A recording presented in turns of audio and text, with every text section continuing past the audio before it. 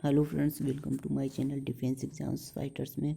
तो आज है 21 नवंबर और आज के top 10 most important question discuss करते हैं और हर क्वेश्चन से रिलेटेड आपको फैक्ट भी बताया जाएगा।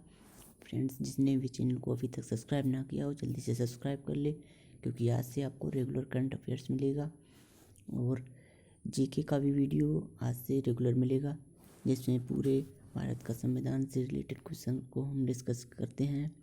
तो आज अपने पहले क्वेश्चन की तरफ चलते हैं। हाल ही में अफ्रीका औद्योगिकीकरण दिवस मनाया गया। तो ये फ्रेंड्स कब मनाया गया? ये मनाया गया है 20 नवंबर को। अफ्रीका औद्योगिक दिवस ये 20 नवंबर को मनाया गया। तो ये दिवस अफ्रीका में क्यों मनाया गया है?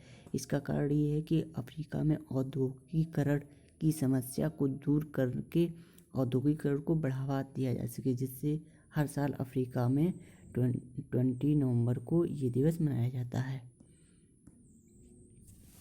हाल ही में किस राज्य सरकार ने 4 कमर्शियल अदालतों की स्थापना का निर्णय लिया है?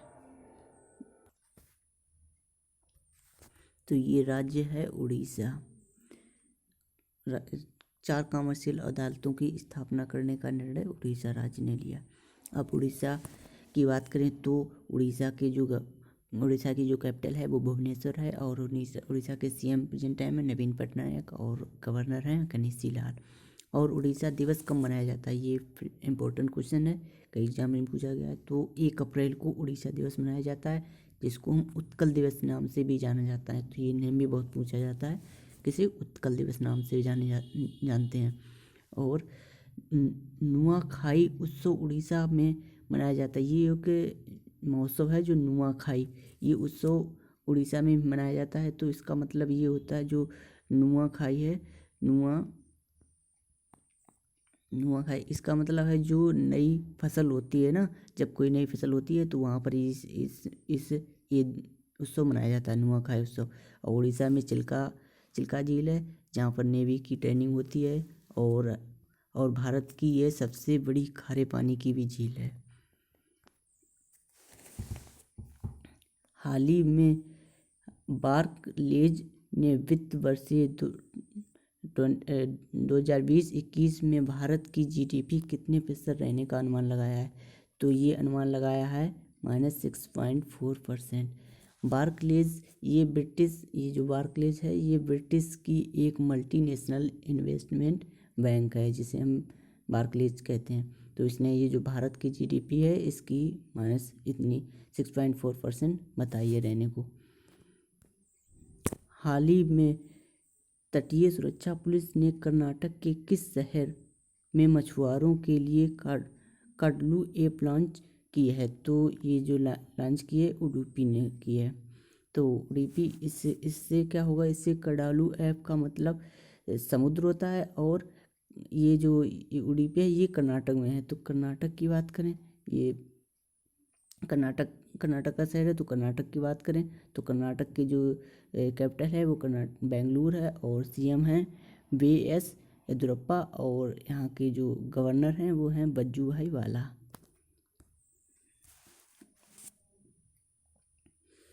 और कर्नाटक से रिलेटेड कुछ फैक्ट भी बता देते हैं आपको।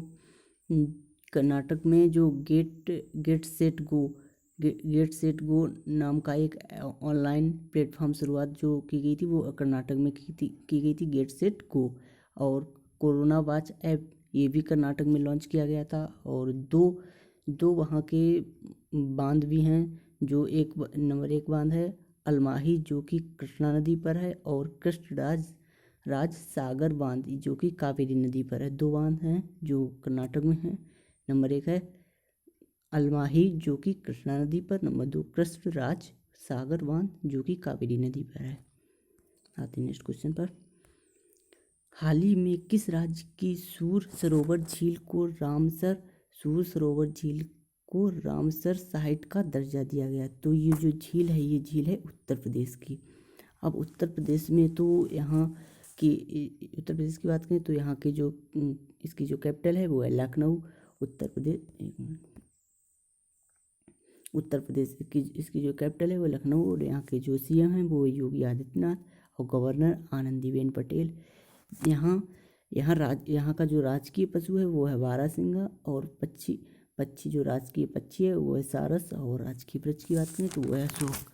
अब उत्तर प्रदेश की बात हो और यहाँ का नाम ना बदला जाए, ऐसा तो हो नहीं सकता। यहाँ तो नाम बदलते ही रहते हैं उत्तर प्रदेश में। तो प्रेजेंट टाइम में जो हाल ही में अभी एक नाम बदला गया है वो Manduadih railway station, Manduadih railway station जो कि बनारस में था, तो इसका जो नाम बदल कर रख दिया गया है वो बनारस रेलवे स्टेशन हो गया है। मडुआही रेलवे स्टेशन का नाम बदलकर बनारस रेलवे स्टेशन हो गया है, अभी हाल ही में ये चेंज किया गया है। और बाल श्रमिक विद्या योजना, ये नवीन योजना, ये अभी उत्तर प्रदेश में ही की गई है। और मनरेगा के तहत जो सबसे ज़्यादा रोजगार देने में उत्तर प्रदेश है, जो वो टॉप पर रहा है, यानी कि मनरेगा के तहत जो सबसे ज़्यादा रोजगार देता है वो टॉप पर रहा है उत्तर प्रदेश। और उत्तर प्रदेश में दुधवा नेशनल पार्क है, इसको याद रखना। हाल ही में केंद्र सरकार द्वारा वाणिज्य खनन के लिए कितने कोयला खानों की नीलामी की गई है? तो कितने कोयला वो की गई है? 19 कोयला खानों की नीलामी। प्रेजेंट टाइम में हमारे जो केंद्रीय कोयला मंत्री हैं वो हैं प्रहलाद जोशी। प्रेजेंट टाइम में ये कोयला मंत्री हैं। हाल ही में किस राज्य सरकार ने पाले प्रगति कार्यों की निगरानी और सुधार के लिए 2 मोबाइल एप्लीकेशन लॉन्च की हैं? तो वो राज्य है तेलंगाना। तो यह दो कौन कौन से कार्य हैं? तो मोबाइल एप्लीकेशन है जो पाले प्रगति के लिए निगरानी के लिए लॉन्च किए गए। तो पहला है पाले पंचायत सेक्रेटरी ऐप, नंबर 1 है। नंबर 2 है पाले प्रगति इंस्पेक्शन ऑफिसर, दूसरा है पाले प्रगति इंस्पेक्शन ऑफिसर। अब तेलंगाना की बात करें तो यहाँ की कैपिटल है हैदराबाद, और सीएम है चंद्रशेखर राव, और गवर्नर है डॉक्टर तमिलसाई सौंदराचार्य। हाल ही में वैश्विक रिश्वत जोखिम सूचकांक में भारत का कौन सा स्थान रहा है? तो जो भारत का स्थान रहा है वो है 77वां स्थान। अब जो इसमें जो टॉप पर रहा है, जहाँ पर सबसे ज़्यादा वैश्विक रिश्वत, जहाँ पर सबसे ज़्यादा रिश्वत होती है, वो जो देश रहा है उत्तर कोरिया वो टॉप पर रहा है। यहाँ पर सबसे ज़्यादा रिश्वतखोरी होती है। और जो हमारा देश है वो 77वां स्थान रहा है। हाल ही में किस देश के सांसदों ने ग्लोबल वार्मिंग से निपटने के लिए जलवायु आपातकाल की घोषणा की है? तो वो देश है जापान। अब जापान की बात करें तो जापान की जो कैपिटल है वो टोक्यो है, पीएम है योशिहिडे सुगा, और मुद्रा एन है। यानी कि यहाँ के जो सांसद हैं उन्होंने जलवायु के आपातकाल से निपटने की घोषणा की है जापान के। आते नेक्स्ट क्वेश्चन।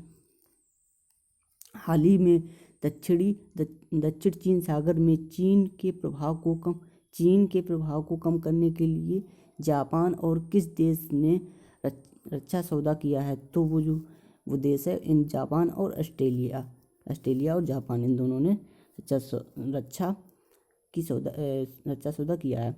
तो अब ऑस्ट्रेलिया की बात करें तो यहाँ की जो कैपिटल है वो कैनबरा है, और सीएम है स्टार्क मरीसा, और जो मुद्रा है वो ऑस्ट्रेलियन डॉलर। तो ये थे फ्रेंड्स आज के टॉप 10 क्वेश्चन। आपको कैसे लगे ज़रूर बताएं, और वीडियो को लाइक भी कर दें, शेयर भी कर दें। ओके, जय हिंद।